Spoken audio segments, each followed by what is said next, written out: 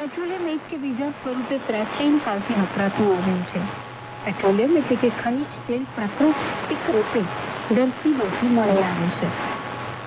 19મી સદીમાં Scotland James ન્યુગે પેટ્રોલિયમનું વિશુદ્ધિકરણ કરી kerosene બનાવવાની શોધ કરી અને રિફાઇનરી સ્થપાઈ.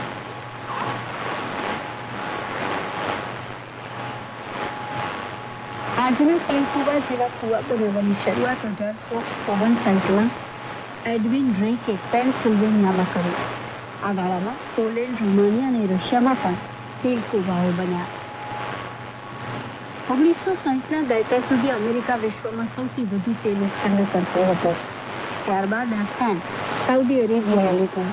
આજે વિશ્વના 90% વાહનો પેટ્રોલિયમના કોઈ સ્વરૂપના ઇંધણનો વપરાશ કરે છે. વિશ્વના કુલ વપરાશના 40%થી વધારે પેટ્રોલિયમ અમેરિકામાં વપરાય છે. 1975 પછી ઉર્જા સ્ત્રોત તરીકે પેટ્રોલના અમર્યાદિત ઉપયોગના જોખમ તરફ લોકોનું ધ્યાન ખેંચાયું ત્યારથી વૈકલ્પિક ઉર્જાની શોધ શરૂ થઈ.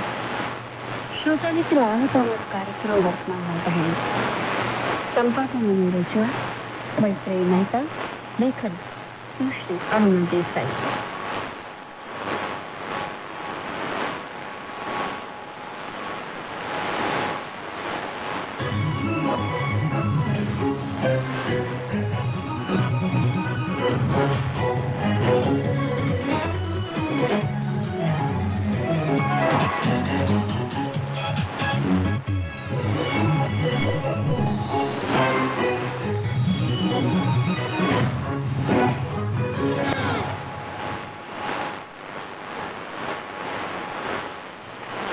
ઓલ ઇન્ડિયા રેડિયો છે.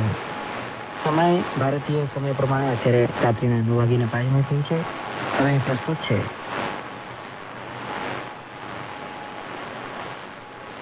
એક ગીત.